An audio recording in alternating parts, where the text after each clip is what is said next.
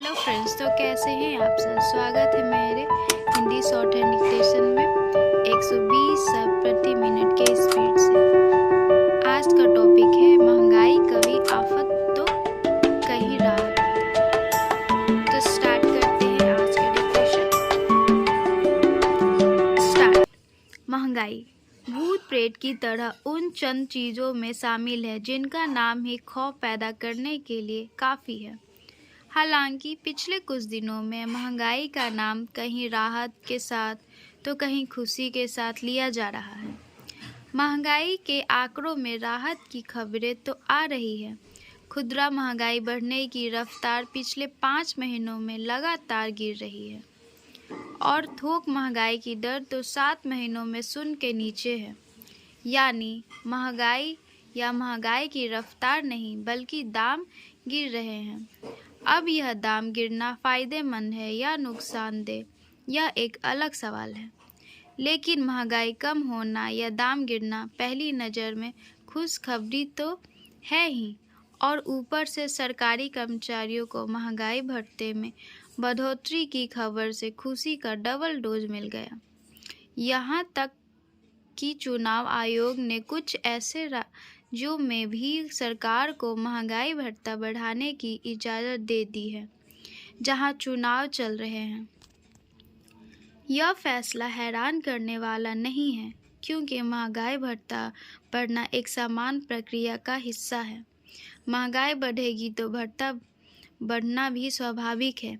लेकिन खबरों और वेबसाइटों की खुशियां देखें तो लगता है कि मानो इन राज्यों में और केंद्र सरकार के कर्मचारियों की लॉटरी लग गई है।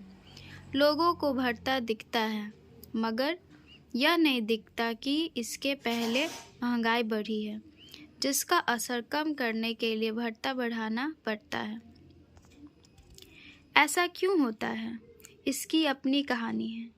केंद्र सरकार के कर्मचारी और राज्य सरकारों या सरकारी कंपनियों के कर्मचारी के अलावा अब ऐसे लोग बहुत कम रह गए हैं जिन्हें तनख्वाह के साथ महंगाई भत्ता भी मिलता है। वजह यह है कि अर्थव्यवस्था और कारोबारी तौर तरीकों में बदलाव हुआ है। पुरानी व्यवस्था में सरकारी नियमों के हिसाब से तनख्वाह के साथ मकान किराया भत्ता और महंगाई भत्ता जैसी चीज़ें जुड़ती थी और फिर पीएफ वगैरह काटकर तनख्वाह बनती थी। इसके बाद एक सीमा से ज़्यादा तनख्वाह वालों को टैक्स भी भरना पड़ता था।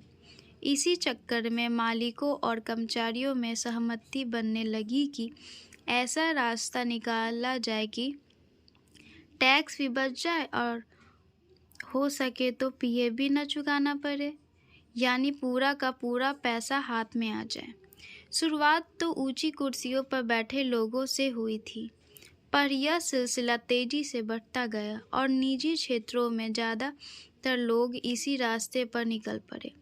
बीच में कुछ सख्ती और समझदारी का असर है कि पीएफ ज़्यादातर लोगों का आज भी कट रहा है और सरकार को भी अब जब रोजगार का आंकड़ा दिखाना होता है तो बताती है कि इस महीने ईपीएफओ में कितना नए सदस्य जुड़े हैं, यानी कितने नए लोगों को रोजगार मिल गया है। इस आंकड़े पर भी बहस है, पर यह फिर कभी फिलहाल काम की बात यह है कि देश में रोजगार में लगे लोगों का भी बड़ा हिस्सा अब तनख्वाह के साथ महंगाई भत्ता नहीं पा रहा है। ऐसे लोगों की गिनती बड़ी होने के कारण ही उन्हें लगता है कि जिन सरकारी कर्मचारियों को महंगाई भत्ता मिला उनकी लॉटरी लग गई। अब दूसरी तरफ देखें, महंगाई कम होने की खबरों और खुशखबरियों के बीच एक सर्वे आया है जो बताता है कि भारत में इलाज का खर्च तेजी से बढ़ा है। भारत में मेडिकल महंगाई की दर एशिया में सबसे तेज 14% की ऊंचाई पर पहुंची हुई है।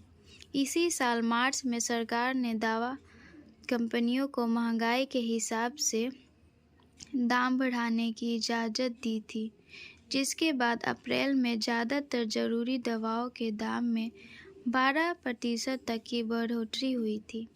नीति आयोग की एक रिपोर्ट के मुताबिक 2022 में रोजगार में लगे लोगों की गिनती 52.2 करोड़ थी, जो 2030 तक बढ़कर 56.9 करोड़ हो जाने का अनुमान है। हालांकि चिंताजनक आंकड़ा यह है कि इनमें से सिर्फ 15% लोग ऐसे होंगे जिनके इलाज या चिकित्सा बीमा का इंतजाम उन्हें नौकरी पर रखने वाले संस्था कर रहे होंगे। जिस सर्वे में मेडिकल महंगाई का खतरनाक आंकड़ा सामने आया है, उसमें यह फिक्र भी जताई गई है कि इलाज का खर्च बेहताशा बढ़ने का सीधा असर करीब 9 करोड़ लोगों पर पड़ता है, जिनके महीने के खर्च का 10% से ज़्यादा हिस्सा सिर्फ इलाज के खाते में चला जाता है। फिक्र की बात है कि 51 साल से ज़्यादा उम्र वाले लोग ही बीमा के बारे में ज़्यादा सोचते हैं। जिन लोगों को कोई गंभीर बीमारी हो, उनमें से तो 85% को यही लगता है कि उन्हें कंपनी की तरफ से कोई सहारा नहीं मिलता है। मेडिकल महंगाई से निपटने का एक तरीका सरकारी अस्पतालों का तंत्र मजबूत करना भी है। बहरहाल, महंगाई अपने आप में बड़ी समस्या है। भारत में थोक के भाव गिरने की खबर और खुदरा महंगाई 6% के नीचे आने के बाद भी रिजर्व बैंक आश्वस्त नहीं बैठा है। वित्त मंत्रालय ने अपने मासिक आर्थिक सर्वेक्षण में कहा है कि महंगाई के मोर्चे पर रिजर्व बैंक पूरी तरह चौकन्ने है। मतलब साफ है, अभी सरकार और रिजर्व बैंक आश्वस्त नहीं है। सर्वेक्षण का यह भी कहना है कि महंगाई को काबू करने के लिए रिजर्व बैंक ने जो दरें बढ़ाई है, उनका पूरा असर होने पर, यानी बैंकों द्वारा दर बढ़ने और कर्ज की किस्तें बढ़ने का असर बाजार में मांग पर पड़ सकता है। यानी यह बहुत सतर्क रहने का समय है।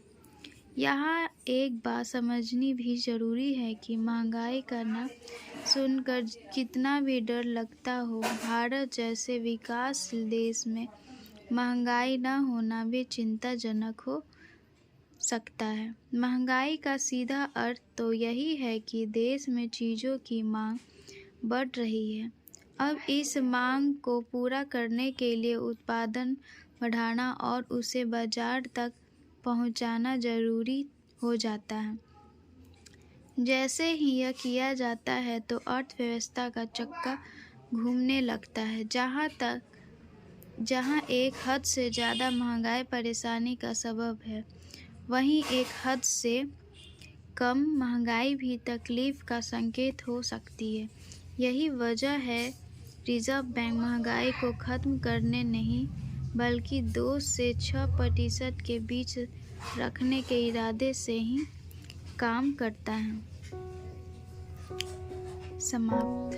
तो ये डिक्टेशन आप सबको कैसी लगी, मुझे कमेंट में ज़रूर बताएं और लाइक सब्सक्राइब करना तो बिल्कुल ना भूलें। धन्यवाद।